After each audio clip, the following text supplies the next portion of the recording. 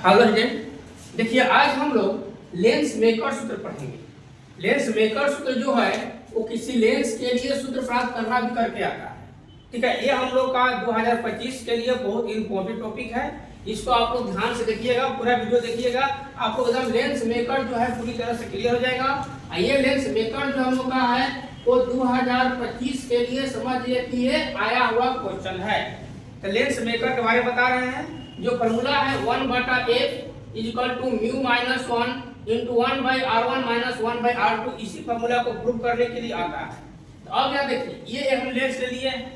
इस लेंस में यहाँ पर एक पॉइंटेड वस्तु है, ऑब्जेक्ट है, छोटा सा है। अब इससे किरण निकलेगा। ये जब किरण निकलेगा तो जाएगा पहला सतह पर, ये पहला सतह पर गया। जबकि लेंस हम लोग का दो सतहों से मिलकर बनता है।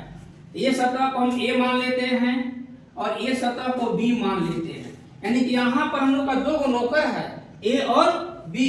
ये मालिक वो है जो कर रहा है काम करने के लिए, लेकिन जैसे ये काम ए के पास जाता है बी गायब हो जाता है।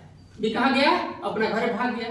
बुर्बका या सतिया है, इसने काम छोड़ दिया अपना।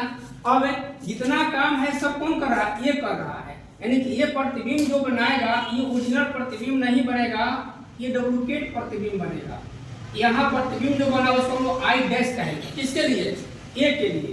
यानी कि यहाँ से यहाँ तक हम लोग का वस्तु की दूरी यू हो जाएगा और यहाँ से यहाँ तक प्रतिबिंब की दूरी भी डैश हो जाएगा।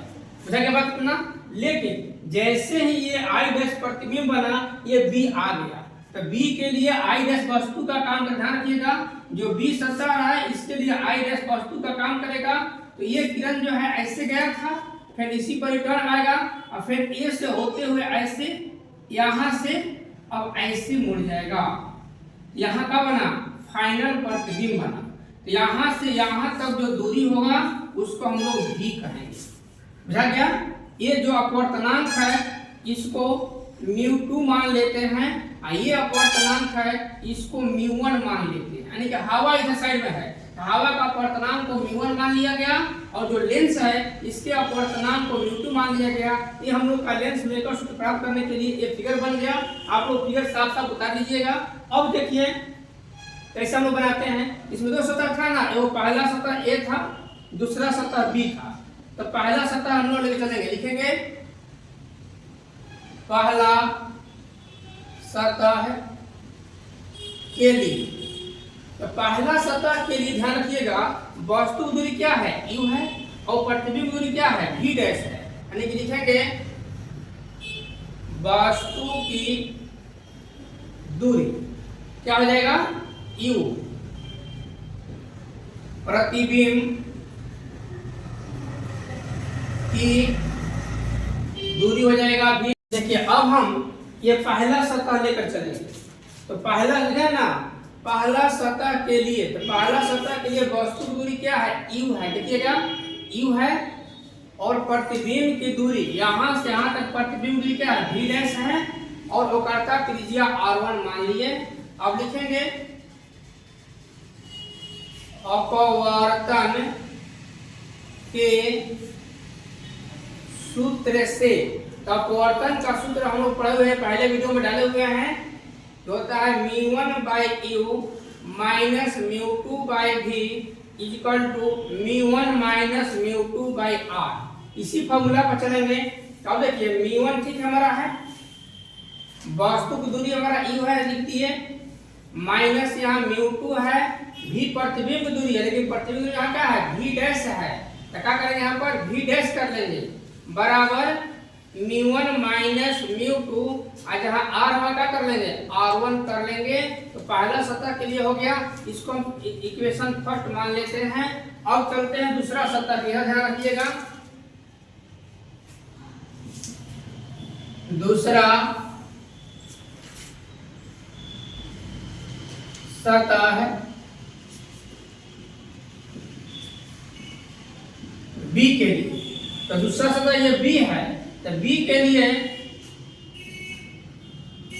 वस्तु की दूरी देखिएगा, बताए थे कि बी के लिए ये आई डैश वस्तु का काम करेगा यानी कि यहाँ से यहाँ तक वस्तु की दूरी हो जाएगा। तो वस्तु की दूरी को हम क्या मानेंगे, v डैश मानेंगे। प्रतिबिंब की दूरी, तो प्रतिबिंब देखिए दूसरा सतह के लिए फाइनल ये बना है यानी कि v, ठीक है। वक्रता त्रिज्या, वक्रता त्रिज्या क्या है, दूसरा सतह है ना, इसको मान लेंगे R2। क्लियर है। अब लिखेंगे अपवर्तन के सूत्र से, तो अपवर्तन सूत्र लिखेंगे हम लोग μ1/u minus μ2/v is equal to μ1 minus μ2/r होता है अपवर्तन का सूत्र।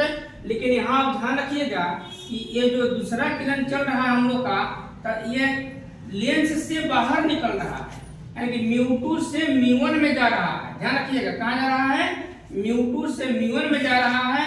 इसलिए जहां पर μ1 है वहां μ2 कर देंगे, और जहां पर μ2 है वहां μ1 कर देंगे। बुझा गया। यानी कि यहाँ जहाँ μ1 है वहां क्या लिखेंगे, μ2 लिख देंगे, और जहाँ u मतलब वस्तु की दूरी क्या हमारा, देखिए यहाँ पर v डैश है, यहाँ v डैश कर लेंगे, माइनस जहाँ μ2 है वहां μ1 कर लेंगे, और जहाँ v है वहां तो v लिखेंगे हम लोग। यहाँ μ1 के जगह पर μ2 माइनस μ2 जगह पर μ1, यहाँ हो जाएगा R2। बुझा गया। अब यहाँ देखिए समीकरण एक जो है μ1 माइनस μ2 है, यहाँ पर μ2 माइनस μ1 है, तो सीधा करने के लिए माइनस कॉमन ले लो, तो μ2 minus v dash minus μ1/v minus common ले लेते हैं, तो यहाँ हो जाएगा μ1 माइनस μ2/r2। क्लियर है। इसको मान लो समीकरण 2। पहला सतह के लिए ध्यान रखिएगा, आप लोग पूरा स्क्रीनशॉट ले लीजिएगा। पहला सतह के लिए फॉर्मूला हमारा ये आ गया इक्वेशन, दूसरा सतह के लिए ये इक्वेशन आ गया। अब दोनों इक्वेशन को जोड़ देते हैं, दोनों एक में सट गया तब निकलना है, तो दोनों इक्वेशन को जोड़ दो, जो आएगा हमारा आंसर हो जाएगा। तो देखिए अब दोनों इक्वेशन जोड़ रहे हैं, आपको ध्यान रखिएगा। देखिए अब दोनों इक्वेशन हम जोड़ेंगे, तो पहला इक्वेशन को LHS और दूसरा इक्वेशन का LHS को एक साथ जोड़ दो। यहाँ क्या लिखे, तो μ1/u माइनस μ2/v डैश, ऐसे में दूसरा इक्वेशन जोड़ दो, तो plus μ2/v dash minus μ1/v, दोनों LHS जोड़ दिए। अब दोनों RHS एक साथ जोड़ दो, जितना RHS है उसको भी एक साथ जोड़ दो, तो बराबर यहाँ पर RHS क्या है, μ1 माइनस μ2/r1। यहाँ देखिए जोड़ना है ना, लेकिन यहाँ माइनस चिन्ह है तो प्लस माइनस मिलकर माइनस हो जाता है, इसलिए हम माइनस कर देंगे। μ1 माइनस μ2/r2 यहाँ लिख दीजिएगा कि दोनों समीकरणों को जोड़ने पर, दोनों समीकरण को जोड़ने पर लिख दीजिएगा। जोड़ दिए। अब यहाँ देखिए ये दोनों जो हम लोग का कैंसिल हो जाएगा, तो क्या बच गया, μ1/u minus μ1/v equal to, अब है μ1 माइनस μ2 दोनों में है, तो μ1 माइनस μ2 कॉमन ले लेते हैं, यहाँ बच गया 1/r1 माइनस 1/r2। अब यहाँ देखिए यहाँ भी μ1 है ना, इधर भी μ1 कॉमन ले लीजिए, 1/u माइनस 1/v, यहाँ हो गया हम लोग का μ1 माइनस μ2 1/r1 माइनस 1/r2। अब इसको इधर कर देते हैं, इसको हटा देते हैं, देखिएगा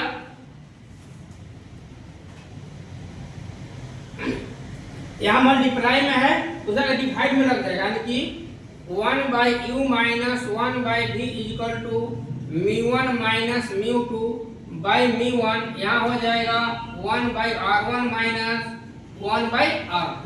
क्लियर है हम लोग का। अब यहाँ देखिए 1/u माइनस 1/v है, जबकि हम जानते हैं कि 1/f equal to 1/v minus 1/u होता है, इसको u v के रूप में लाने के लिए क्या करेंगे, यहाँ माइनस कॉमन ले लेते हैं, तो हो जाएगा हम लोग का 1/v माइनस 1/u। इधर भी इसको अलग अलग बांट लीजिए, तो μ1/μ1 माइनस μ2/μ1 कर लेंगे, यहाँ हो जाएगा 1/r1 माइनस 1/r2। अब इसका फॉर्मूला क्या हो जाएगा, 1/f हो जाएगा ना, 1/v माइनस 1/u मतलब 1/f, ये माइनस है, ध्यान रखिएगा।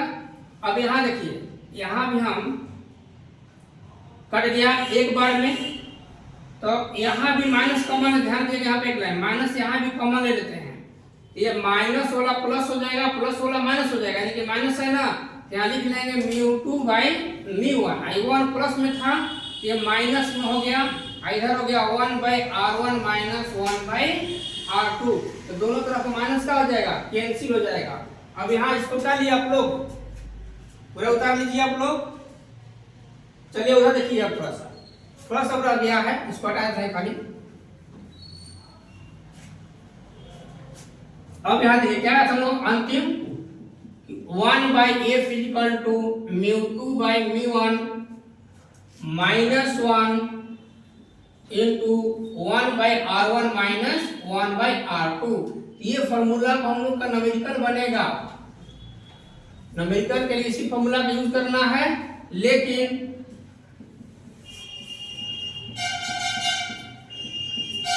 हवा के लिए μ1 का मान 1 होता है और μ2 का मान म्यू मान लिए, जहां μ2 और म्यू करेंगे, जहां μ1 है वहां 1 करेंगे, यानी कि 1/f equal to μ/1 minus 1 1/r1 minus 1/r2, यानी अंतिम लिख सकते हैं तो 1/f equal to mu minus 1 1/r1 minus 1/r2। इस तरह से हम लोग का लेंस मेकर फॉर्मूला देखिए, जो लेंस मेकर फॉर्मूला कह रहा था वो प्राप्त हो गया। यह कहेगा किसी लेंस के लिए सूत्र प्राप्त करें, तो ये हम लोग प्राप्त कर लेंगे। हम लोग का ये जो है 5 नंबर में आएगा और इस पर न्यूमेरिकल आता है, तो हम लोग जितना न्यूमेरिकल इस टॉपिक को पढ़े हैं उसको आप लोग रिवाइज कर लीजिएगा और पूरा वीडियो को शुरू से अंत तक देख लीजिएगा। ठीक है, धन्यवाद, अगले वीडियो में फिर मिलते हैं।